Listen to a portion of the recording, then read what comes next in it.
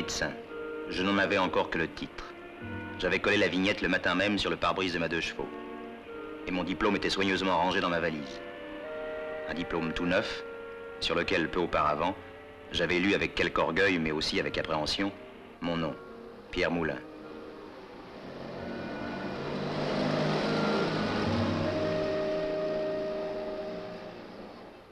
J'arrivais dans la petite ville où pour la première fois j'allais exercer. J'y succédais à un médecin âgé qui se retirait.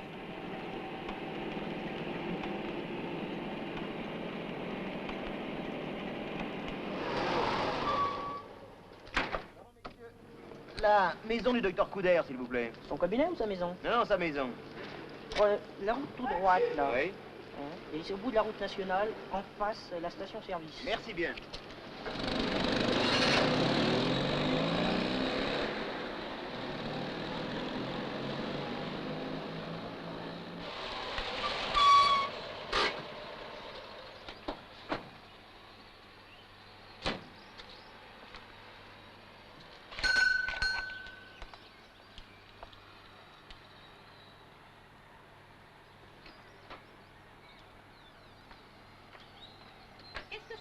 Bonsoir madame, je suis Pierre Moulin. Ah, mon mari espérait que vous arriveriez plus tôt. Il avait oublié qu'il y avait réunion du conseil municipal. Allez donc jusqu'à la mairie.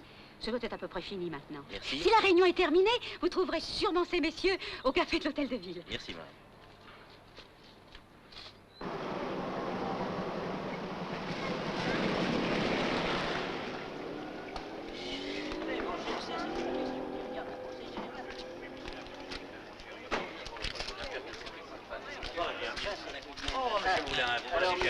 Vous indiquez ici. Vous voudrez bien m'excuser, vous avez complètement oublié qu'il y avait ce soir réunion du conseil municipal. Vous avez fait bonne route? Ah oui, oui, très bonne. Eh bien, suivons ces messieurs. Oh, mais ça dépend aussi ça, pour faire vous payer, vous savez. Ah, mais non.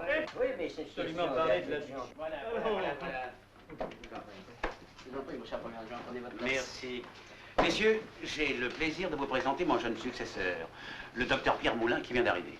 À tout seigneur, monsieur Forestier, maire élu de Cédon. Santé, docteur. Maître Borel, notaire. Monsieur Montel, notre chroniqueur local. Monsieur Ancel, directeur médical. Monsieur Bridoux, chez lequel vous acheterez votre journal. Monsieur Petitjean. J'ai fait ainsi connaissance avec l'état-major de la ville et j'ai dû bien sûr sacrifier aux libations coutumières. Non, sur la banquette en tant que nouvel arrivant. Qu'est-ce que vous prenez? Puis répondre au questionnaire d'usage. Est-ce que j'étais chasseur, pêcheur? Est-ce que je jouais au bridge?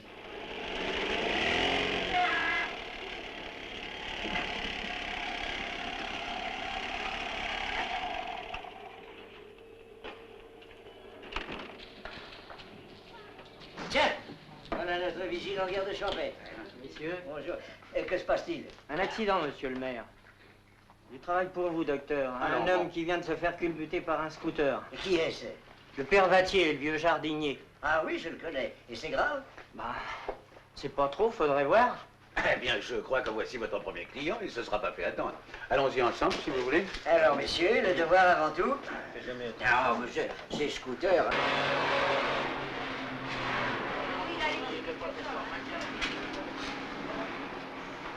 Voilà. Mon premier client, un pauvre bonhomme, n'avait que quelques éraflures au bras, mais une plaie assez vilaine et souillée à la jambe. Bien entendu, il n'avait pas reçu de vaccin antitétanique. Il était donc indispensable de faire du sérum. Oui, certainement, il vous de le faire chez lui. Tandis qu'on ramenait le blessé chez lui, nous sommes allés chercher des ampoules de sérum. Après quoi, le docteur Couder me laissa le soin de faire l'injection. J'avais eu quelque peine à trouver la maison du blessé, j'en eus plus encore à me faire ouvrir la porte. C'est le médecin. Je suis le remplaçant du docteur Couder. C'est moi qui ai fait le pansement à votre mari tout à l'heure.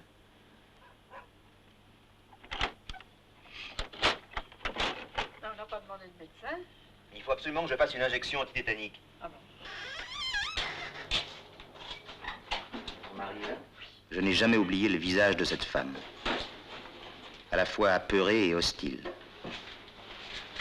Était-ce parce qu'elle ne me connaissait pas? Était-ce ma trop grande jeunesse?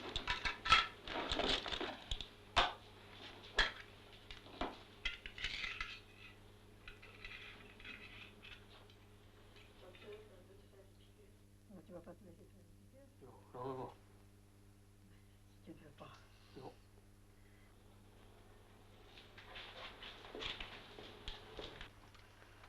Alors, comment ça va? Je vais vous faire une injection de sérum pour éviter toute complication. Non. Je compris lorsque le vieux refusa de me laisser faire l'injection de sérum.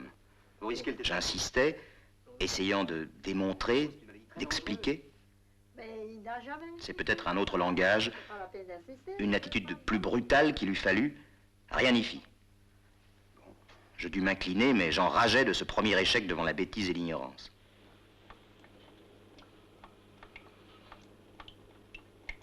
Dans les jours qui suivirent, j'installai mon cabinet. On m'en laissa tout le temps. On attendait sans doute pour être malade de me mieux connaître.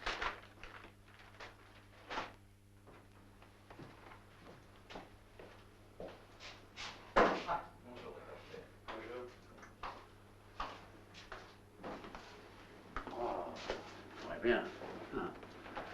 Ah, ce vieux cabinet a rajeuni. Autant que ça n'occupe pas. On vient de m'appeler chez l'homme blessé le soir de votre arrivée. Il semble qu'il y ait des complications. Bien entendu, j'ai dit que c'est vous qu'on doit appeler et que j'allais vous prévenir. Je crois qu'il faut y aller assez vite. Moi, j'y vais tout de suite. Vous voulez m'accompagner? Certainement. Vous avez fait le sérum? Non, je n'ai pas pu. Le malade et surtout sa femme ont refusé l'injection. Ah. Vous avez fait signer une déclaration de ce refus, j'espère? Ah non. J'avoue que j'étais troublé devant une telle hostilité. Rien dû le faire.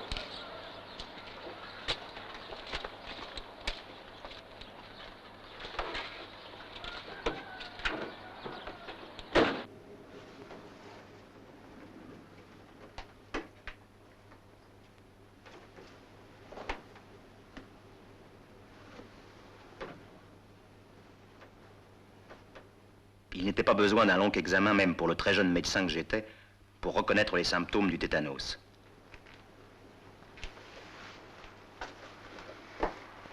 Pas d'erreur.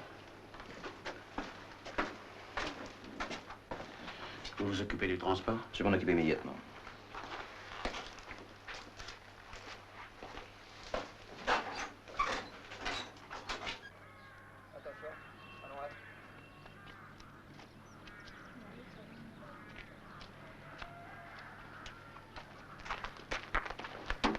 J'avais tenu à accompagner le malade à l'hôpital. Rien ne pouvait me détourner de l'idée que je n'avais pas fait tout ce qu'il eût fallu. Cette injection devait être faite. J'aurais dû insister encore, persuader cet homme, forcer sa volonté. On entreprit tout ce qui est possible contre le tétanos. Mais si l'on est maintenant armé pour prévenir cette maladie, on l'est moins pour la combattre, malgré les progrès réalisés là aussi.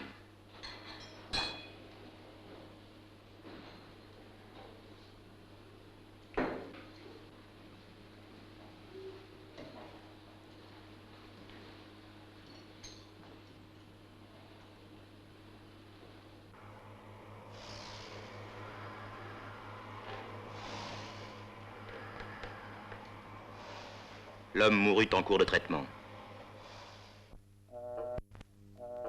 Je n'avais pas su sauver mon premier malade. La persuasion ne fait-elle pas partie des armes du médecin? Avec plus d'énergie de ma part, cet homme ne serait pas mort. Il me semblait que tout le monde allait me reprocher cette mort.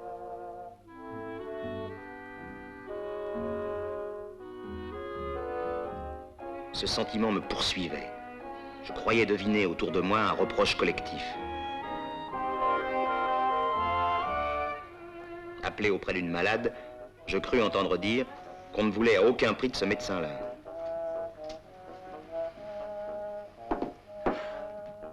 Docteur, je suis confus. Mais vous connaissez les malades. Ma femme ne veut plus voir le médecin. Non, croyez-moi, tout ceci ne vaut pas qu'on s'y arrête. Nous avons tous, plus ou moins, connu ça à nos débuts. Les gens ont toujours un sarcasme tout prêt pour le médecin, tant qu'ils ne sont pas malades. Mourir apparaît comme une injustice. Alors on aime bien accuser quelqu'un. Et qui accuser mieux que le médecin? Bien entendu, laissez trouver des gens pour dire que vous aviez fait contre son gré à votre malade une injection qu'il n'a pas supportée. C'est absurde. C'est cette femme qui a refusé le sérum et qui l'a fait refuser par son mari. Mais bien sûr, c'est absurde. Mais ne savez-vous pas encore que la méchanceté, pour être efficace, doit être équilibrée par son propre poids de bêtises? Tenez, vous avez voulu accompagner votre malade à l'hôpital. C'était là votre devoir. Et même un peu plus que votre devoir. Eh bien, on dit que si vous l'avez fait, c'est parce que vous vous sentiez coupable et vouliez arranger les choses.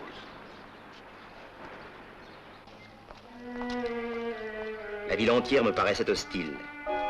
J'éprouvais un ressentiment contre ce métier que j'avais mis des années à apprendre, qui m'était jusqu'alors apparu comme un admirable but à atteindre, et devenait soudain une tâche aride, difficile.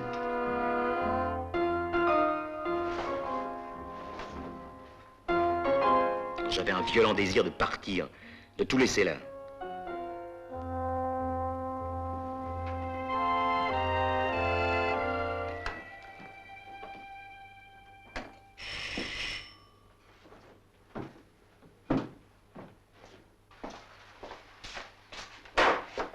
On a porté ça pendant que vous étiez partis. Alors le facteur l'a laissé chez nous. Merci.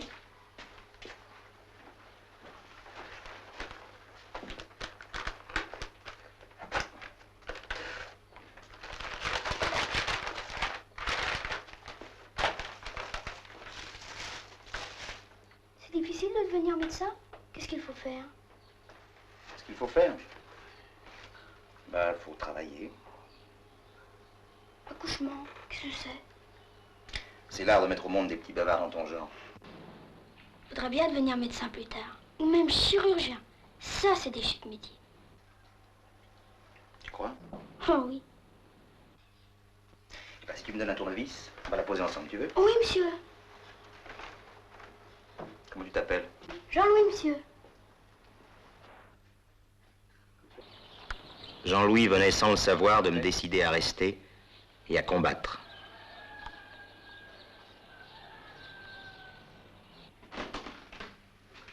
Je sais que des bruits imbéciles ont couru concernant le décès de ce vieil homme.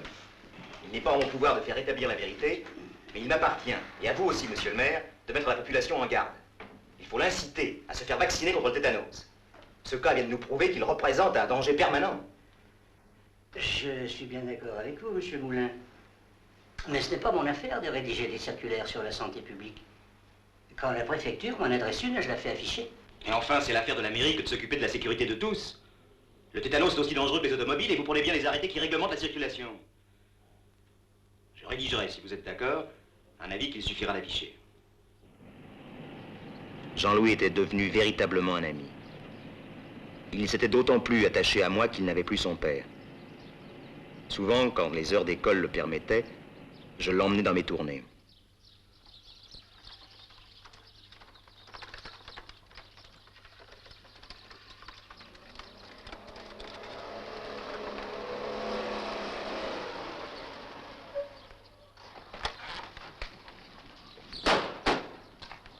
Bon, la trousse? Ah oui. Attention, la laisse pas tomber.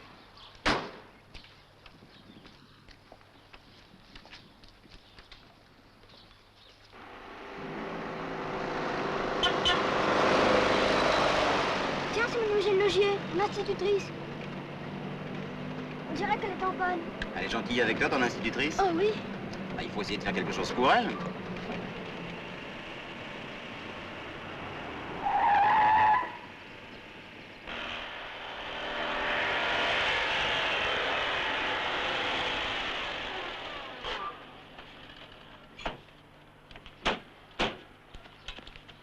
Vous êtes en panne, mademoiselle?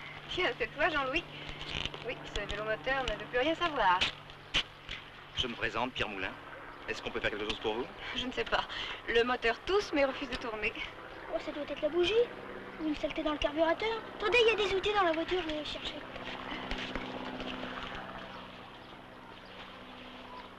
Je vais vous faire un aveu. Je peux à la rigueur soigner les gens, mais ma science est très mince en ce qui concerne les carburateurs. C'est rien, tout démonter là. Oui, et ben on va laisser ce soin à monsieur Simonou, le garagiste. C'est un bien meilleur médecin que moi pour les vélomoteurs. Savez-vous que je suis très contente de cette rencontre? Merci. C'est que j'ai quelque chose à vous demander. On va très bientôt, n'est-ce pas, comme chaque année, organiser à l'école la séance de vaccination contre la variole. Le mois prochain, en effet. Le directeur m'a demandé, pour préparer les enfants, de faire une petite causerie sur les vaccinations. C'est une très bonne idée. Mais je pense que vous feriez cela beaucoup mieux que moi. si cela peut vous rendre service.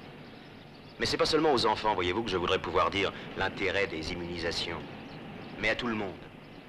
Et les vieux seraient plus difficiles à convaincre que les jeunes. Mais pourquoi ne pas le tenter par la même occasion? C'est vrai. Et vous me donnez une idée. Vous voyez? Cette présentation que vous me demandez de faire, pourquoi ne pas la faire pour un public plus étendu? C'est ainsi qu'est née l'idée d'une conférence accompagnée de projections qui aurait lieu un soir à la mairie. Je puis obtenir qu'on m'envoie de Paris quelques films documentaires.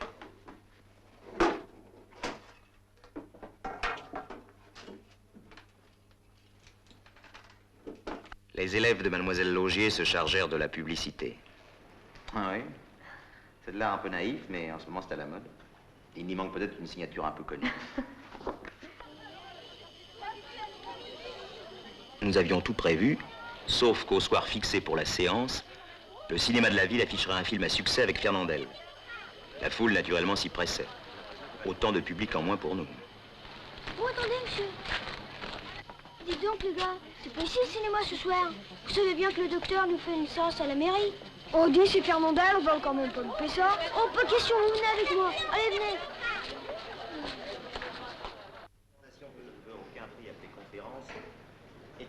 Nous avions tout de même monsieur le maire et son épouse, le directeur de l'école et quelques-uns des notables qui n'avaient pas osé aller voir Fernandel, mais le regrettaient sans doute. J'ai parlé aussi simplement que possible de la maladie et des défenses que nous avons contre elle, du fléau que représentaient autrefois les épidémies lorsqu'on en ignorait les causes, bactéries, microbes, virus qui ne devaient être décelés et combattus qu'à partir de Pasteur. J'ai parlé des vaccins qui dressent maintenant de solides remparts contre la maladie, au point qu'on oublie trop parfois la gravité des affections dont ils nous protègent et dont certaines ont presque disparu.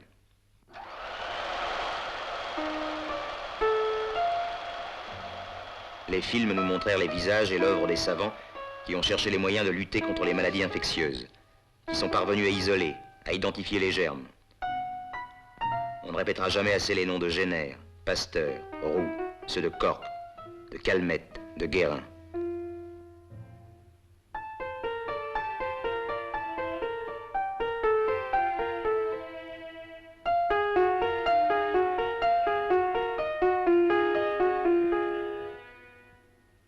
Grâce à leurs travaux, des maladies meurtrières comme la variole sont devenues rares.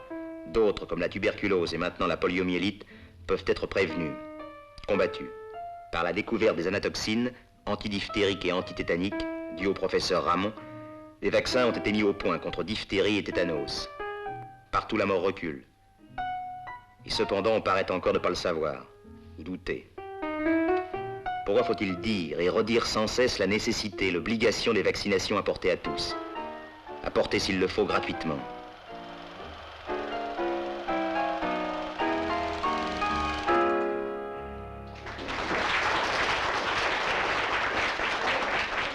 Ah, on a applaudi, on m'a félicité.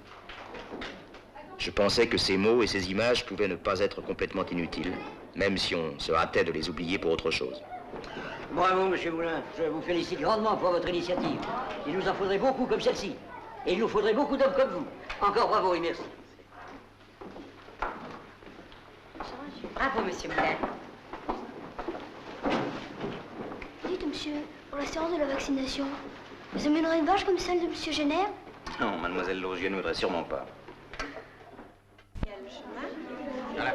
Le public adulte était encore moins nombreux lors de la séance de vaccination. Ah, si les journaux avaient signalé une épidémie aux alentours, nous aurions fait davantage recettes.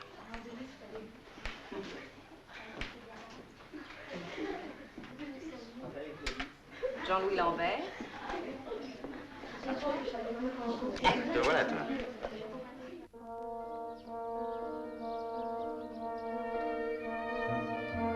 L'hiver est venu avec son habituelle ration de rhume, de bronchite, de grippe. Je n'avais plus le loisir de penser à autre chose qu'aux malades qui m'appelaient de jour et de nuit. Je ne trouvais même plus de temps pour mon ami Jean-Louis.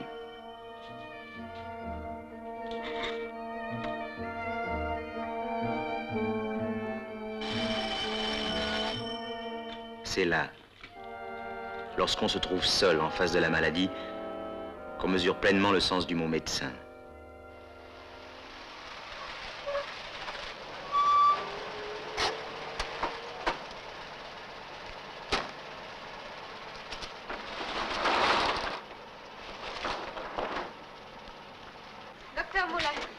excusez-moi, mademoiselle Laugier. Je suis un peu fatigué, je ne vous avais pas reconnu. Je suis venue vous trouver pour Jean-Louis. Depuis quelques jours, il manquait la classe et je suis passée chez lui. Il est alité avec un très gros mal de gorge. J'ai dit à sa mère de vous appeler, mais je sais que les gens diffèrent toujours d'appeler le médecin, alors je suis venue vous chercher moi-même. Vous avez bien fait. Je range la voiture et on y va tout de suite. Il y a beaucoup de maux de gorge en ce moment chez les enfants. Dis donc, tu me fais une sale blague? J'ai besoin de toi, moi, pour porter ma trousse. Ouvre la bouche.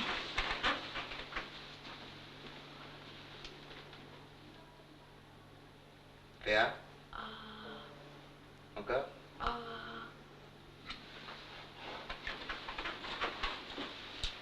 Il a la gorge très blanche.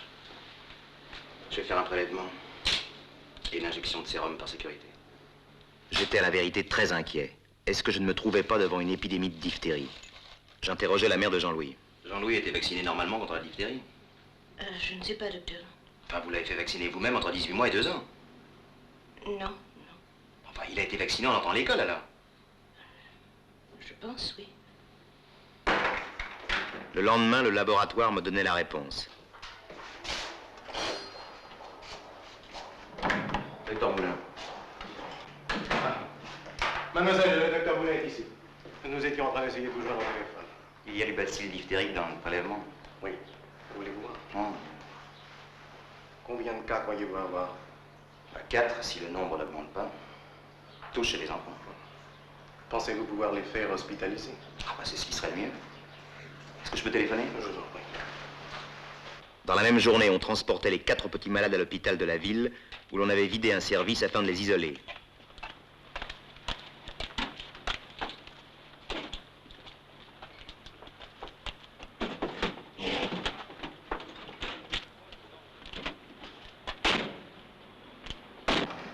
Je m'étonnais de formes aussi accentuées de la maladie chez des enfants qui devaient être vaccinés. On fait tout ce qu'il faut, ne vous inquiétez pas. On ne peut toujours pas... Interrogés, les parents avaient tous les mêmes réponses. Pour être sûr que ces enfants ont été vaccinés normalement contre la diphtérie. Oui, les enfants avaient été vaccinés, mais peut-être pas contre la diphtérie. Ils ne savaient pas, ils ne se souvenaient plus. Une seconde fois, mais... Je décidai de faire moi-même une enquête. Et vous, monsieur, votre fils? Ce sont les fiches de plusieurs années? Les 5 dernières années, docteur. En interrogeant, en recoupant, j'ai pu établir que par négligence ou par accommodement, 3 de mes petits malades n'avaient jamais reçu le vaccin antidiphtérique. C'est une question d'inspection sanitaire. Ça regarde le médecin inspecteur. Comment je l'explique? Les enfants ont été absents ou bien il y a eu des contre-indications et ensuite les vérifications n'ont pas été faites. C'est justement ça qui est inadmissible. C'est étonnant, Moulin. Vous voudriez que toute chose fût parfaite. Il n'y avait plus qu'à lutter contre la maladie. Une maladie qui a trop souvent prouvé autrefois qu'elle savait être la plus forte.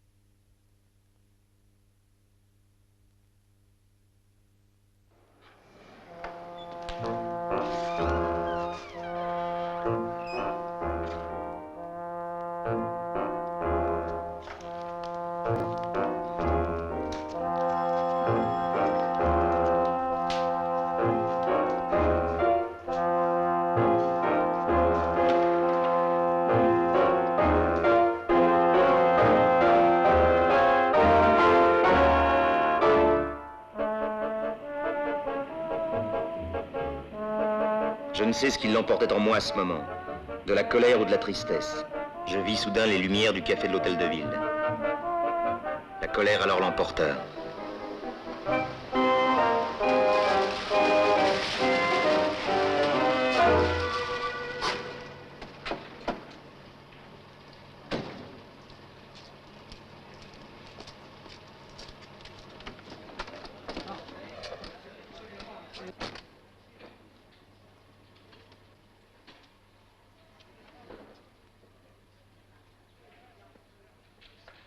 responsable.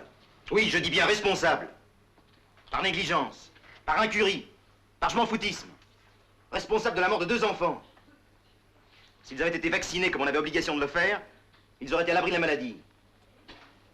Voilà ce que vous pourriez communiquer au journal de la région, monsieur le chroniqueur local. Et qui a autrement d'importance que vos petites sauteries du samedi soir et vos concours de boules. On possède les moyens de prévenir des maladies redoutables. Mais des hommes laissent la maladie tuer à côté d'eux.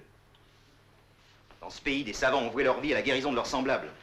Mais le nom de n'importe quelle vedette de cinéma est mieux connu que celui d'un Roux, d'un Calmette, d'un Nicole ou d'un Ramon. Alors que de tels hommes n'ont rien épargné de leur temps, de leur travail, pour mettre au point des vaccins qui ont permis de rayer jusqu'au nom de certaines maladies. D'autres, des inutiles, des médiocres, viennent par leur ignorance contrarier cet ordre. Voilà, messieurs, ce que je devais vous dire. Maintenant, vous pouvez continuer de jouer aux cartes.